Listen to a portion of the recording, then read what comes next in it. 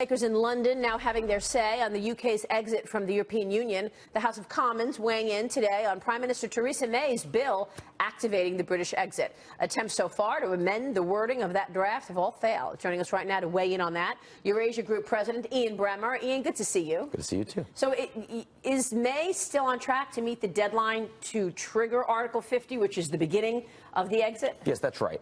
End of March was what she had been saying for months now. The Supreme Court ruling had the possibility of delaying that.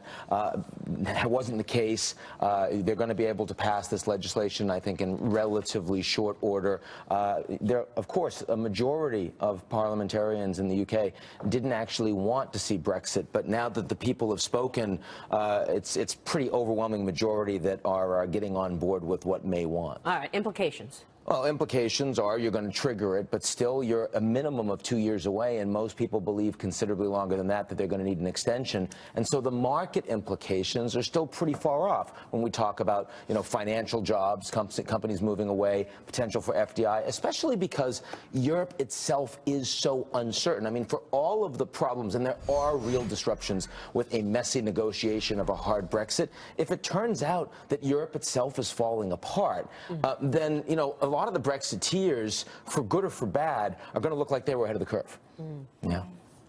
What about the implications for the continent and the fear on the far right, particularly in France, if they come to power? What happens with the currency as a whole? Like, does the euro go away? So the interesting thing, nobody in the markets wants Le Pen to win because they believe that would have significant further negative implications for the euro, for the European economies as a whole. She's saying that she would want the French to be out. But let's be clear, she wouldn't have anywhere close to the votes in their Congress to make that happen. And so as a consequence, yeah, you'd get a lot less resilience on the part of the Europeans to respond to crises as they occur. So the Greeks need an actual debt haircut. There ain't no way that's going to happen with Le Pen in power, right? And anything else that comes is going to be more difficult. And of course, every domino that falls, it's an additional stimulus for other populist parties across the continent. But the idea that Le Pen equates to Frexit, I think there is a chance that Le Pen wins. Right? Frexit meaning France is next to get out of the euro. Go for it. Everybody just go. Wow. Yeah, but I mean, is it fair to say at this point that the euro has already been a failure?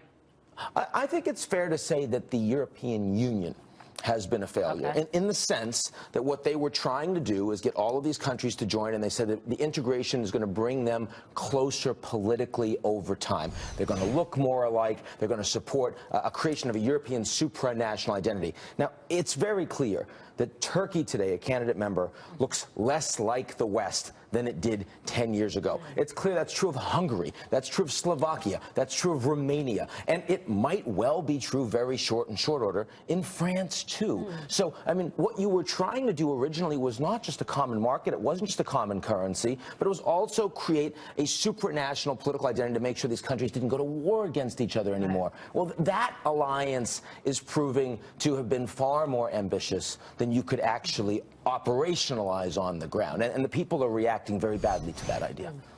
Yeah, it seems like this blending the very diverse European cultures together and asking them to join as one was unrealistic from the start, because each of these countries have their own identity, their own political system. And their financial mentality. One's massive debt, one's massive spenders. Yes, absolutely. Right. Yeah, and the banks certainly were willing to take advantage of that for as long as they could, but the reality was you never created fiscal harmonization in these countries because the Greeks and the Germans were two fundamentally different types of economies. Before we move on, I've got to ask you about Russia. There are reports, some speculation that President Trump could try to lift the sanctions against Russia. Your take on that?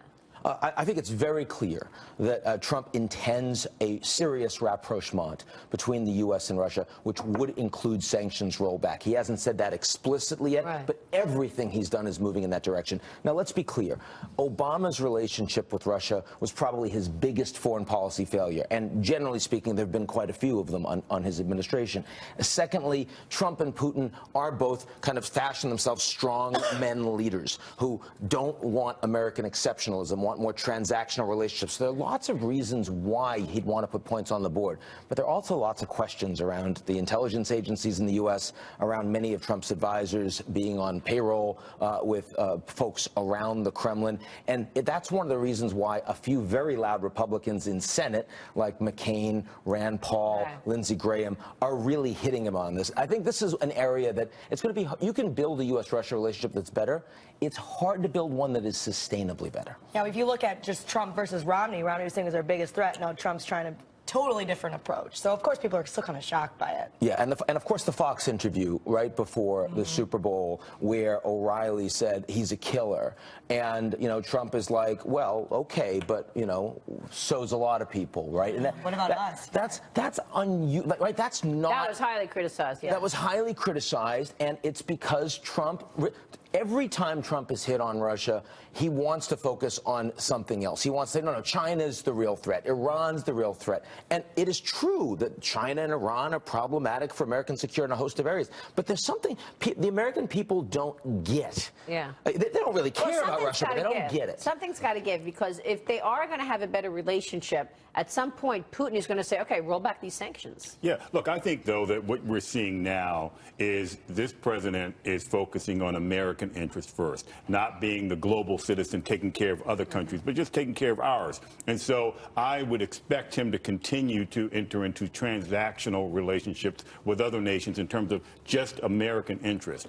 Wouldn't you think that that's where we're going with Russia? It's focusing on what's good for us here, not necessarily, you know, anything else outside of the American interest. Well, that's the question. Is there a lot of people, I don't think that McCain, when he's criticizing Russia, thinks of himself as being unpatriotic. He would say, wait a second, these guys were involved in hacking the United States, and we didn't really do anything. He criticized Obama sharply for not doing anything, right? He was the president at the time, not Trump. But the idea that Trump isn't taking many of the conservatives in the foreign policy establishment believes that Obama was actually too weak on Russia. And they have no problem with Trump taking a whack at the Chinese on trade, on cyber, on security. But they look at Trump's take on Russia and they say, wait a second, Putin is not supporting American interests. Putin doesn't want a strong United States.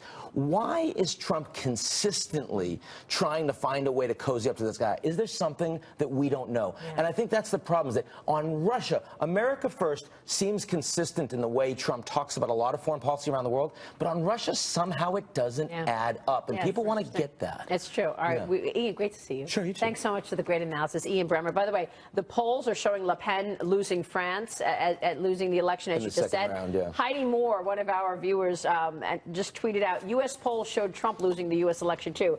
Don't get too cozy. Don't get too cozy. There you go. Not yet. Coming up, the military shoots for the stars. Leaders sending Congress a $30 billion spending wish list after years of budget cuts. Then customers not flocking to Buffalo Wild Wings like they used to as fourth quarter profits plummet. We'll tell you what's behind those numbers. Back in a moment. Stay with us.